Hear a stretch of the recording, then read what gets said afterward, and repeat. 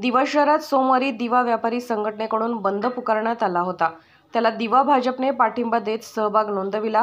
प्रसंगी सदर व्यापाऱ्यांच्या बंदला मुंब्रादेवी कॉलनीत कडक तर दिवा स्टेशन व आगासन रोडवर संमिश्र प्रतिसाद मिळाल्याचे चित्र पाहावयास मिळाले।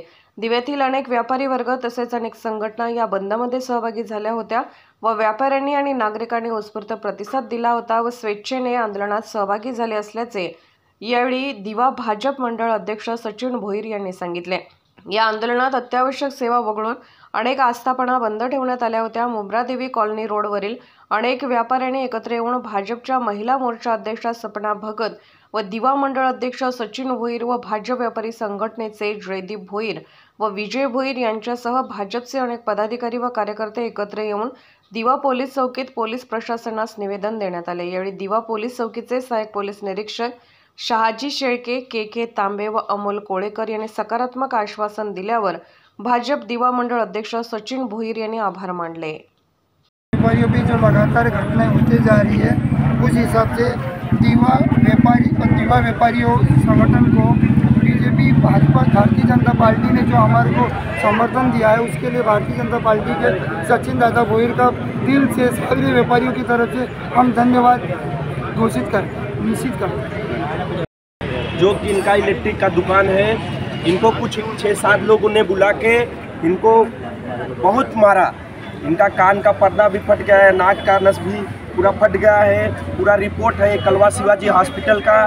व्यापारी के साथ भाजपा, जो कि भाजपा का मैं धन्यवाद देता हूं। दिवा शहर अब माननीय लोग सभी लोग भाजपा के एक साथ हैं, व्यापारी के साथ हैं। मैं दिल से धन्यवाद देता हूं। और जो ये गलत हो रहा है, इस पे प्रशासन पूरा सबके ऊपर कार्रवाई करे, कड़ी से कड़ी कार्रवाई करे, यही हमें प्रशासन से उम्मीद है। नसून दिव्यातील व्यापाऱ्यांचा होता। आमचे एक व्यापारी बंधू संजय चौरेसिया या व्यापाऱ्यावर एका इथल्या लोकल गुंडाने त्याला विनाकारण मारहाण केली होती। आणि यापूर्वी देखील मुंब्रादेवी कॉलनीमध्ये महालक्ष्मी स्टोर्स असेल किंवा अजून ते गुजरचं दुकान असेल, यांच्यावर देखील त्या गुजरच्या दुकानावर लघुशंका केलेली आपल्याला आढळली। त्याच्या आधी एका महिन्याआधी आपल्याला त्या महालक्ष्मी स्टोर्सच्या मालकावर त्याला देखील बेदम मारहाण केली होती। हे वारंवार हे प्रकार कुठेतरी वाढत चालले आहेत आणि याची दखल पोलीस प्रशासनाने घ्यावी, यासाठी सर्व व्यापाऱ्यांनी काल बंद पुकारला होता आणि भाजपचा त्याला पाठिंबा होता।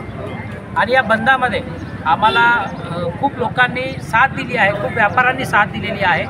बरेचसे व्यापारी दुकानात त्यांनी बंद ठेवलेलं आहे, काहींनी बंद ठेवले नव्हते। आम्ही कोणावर जोर जबरदस्ती केलेली नाही आहे। आमचं एकच म्हणणं आहे की ज्या व्यापाऱ्याला इथे मारहाण झालेली आहे, त्याला योग्य तो न्याय मिळावा। आणि आज आम्हाला या दिवा पोलीस चौकीचे शेळके साहेब असतील किंवा कोळेकर साहेब असतील किंवा किंगरे साहेब असतील, यांनी आम्हाला आश्वासन दिलं आहे की आम्ही परत त्या प्रकरणाची सखोल चौकशी करून योग्य ती कारवाई त्या व्यक्तींवर करू, असं आश्वासन आम्हाला दिलेलं आहे। आणि आता मी सर्व व्यापाऱ्यांना आवाहन करतो की पोलीस प्रशासन आपल्या सोबत आहे, योग्य ती कारवाई ते करतील, पण नागरिकांना गैरसोय होऊ नये। आणि 10वी-12वीच्या परीक्षा देखील चालू आहेत, त्यामुळे आता आपापली दुकानं आपण चालू करावीत। धन्यवाद।